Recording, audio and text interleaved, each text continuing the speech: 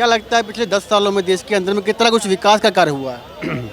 Sir विकास का कार्य तो उसी तरह से चलता आ रहा है जिस तरह से हम लोगों की उम्र बढ़ रही है, उसी हिसाब से विकास दर भी वैसी ही बढ़ रही है। जैसे कि आप समझ लीजिए कि लिप्टिस का पेड़ बढ़ रहा हो, ऐसा कोई नहीं है कि बांस का पेड़ बढ़ गया है। मनमोहन सरकार के 10 साल, मोदी सरकार के 10 साल, कौन सा बेटर लग रहा है आपको? सर देखिए, आम इंसान को रोज़ रोटी कमानी पड़ती है, रोज़ भागना पड़ता है। मुझे लगता है कि ये जितनी भी सरकार का मामला है या फिर सरकार के अंदर पढ़े लिखे लोग होने चाहिए और ऐसे लोग होने चाहिए जो किसी भी तरह से धार्मिक भावनाओं से अपने आप को दूर रख करके प्रोफेशनली काम कर सकें।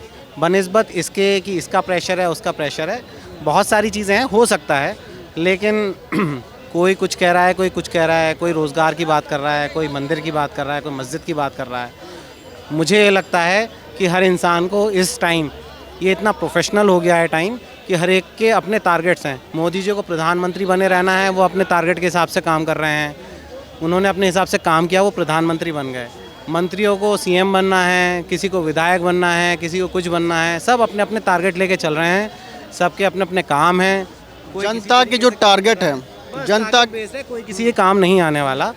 तो बात यह है कि आप जब भी चुने किसी अच्छे इंसान को चुने, और ये पॉलिटिक्स के अंदर द्वेष भावना नहीं होनी चाहिए कि इसको यहाँ अंदर करवा दिया, उसके यहाँ ईडी भेज दी, इसको सीबीआई में कर दिया और किसी को मरवा दिया, किसी को पकड़ लिया और किसी का कुछ। दिल्ली में क्या करते हैं आप?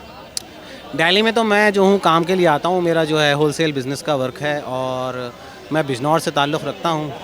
बिजनेसेस के दिए 10 सालों में कितना कुछ कार्य हुआ है?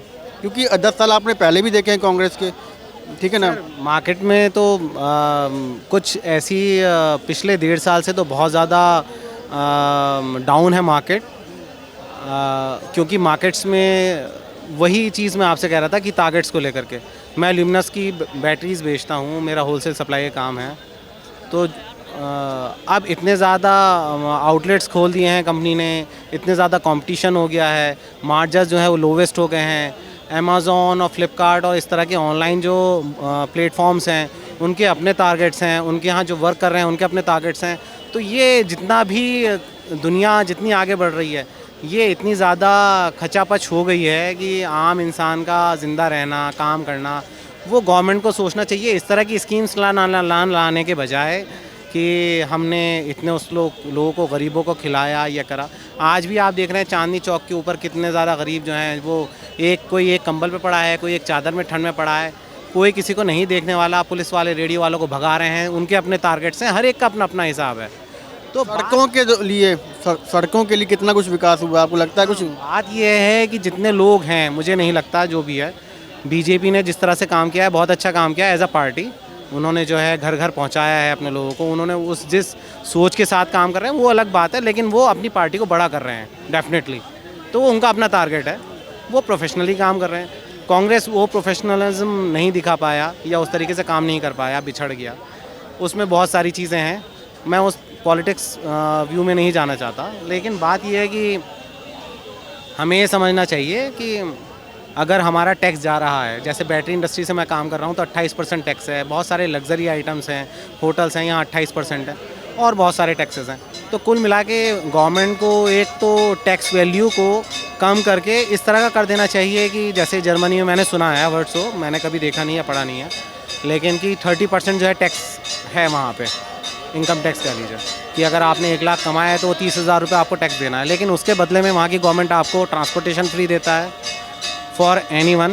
उसमें ऐसा नहीं है कि बच्चों के लिए है सिर्फ फ्री या वुमेंस के लिए या मेंस के लिए, सबके लिए फ्री है। वहाँ पे एजुकेशन फ्री है बच्चों की, वहाँ पे हेल्थ फैसिलिटीज़ फ्री हैं, इस तरह के इंफ्रास्ट्रक्चर्स हैं। तो हमारी गवर्नमेंट को इंफ्रास्ट्रक्चर के ऊपर ध्यान देना चाहिए। हमारी गवर्नमेंट को जो है इन सब डिबेट से बचना चाहिए, जैसे कि ये अंजना ओम कश्यप जी हैं या फिर सुनील चौधरी जी हैं और बहुत सारे हैं, एनडीटीवी है, इन सब के यहाँ जितने भी लोग काम कर रहे हैं, आप मेरा इंटरव्यू ले रहे हैं तो आपके अपने टारगेट्स हैं, वो अपनी टीआरपी बढ़ाने हैं, सबको पैसे कमाने हैं, किसी को पैसे के अलावा कोई और मतलब है नहीं। शायद जो सुन रहे हों, जो बात कर रहे हों या आपकी कंपनी के ऑनर्स हों, डेट्स इट। तो सबसे बड़ा रुपया है, काम को नहीं है। लेकिन जो चीज़ बनी रही है वो ये बन रही है कि ये भेदभाव की जो भावना पैदा हो रही है ये सब न्यूज़ डिबेट से और इससे और तमाम अलग अलग तरीक़ों से सोशल मीडिया से वो बहुत बुरी है, तो उस पर रोक लगानी चाहिए गवर्नमेंट को। That's it. Modi versus Rahul Gandhi, किसको आप लाइक करते हैं? बड़े नेता कौन है?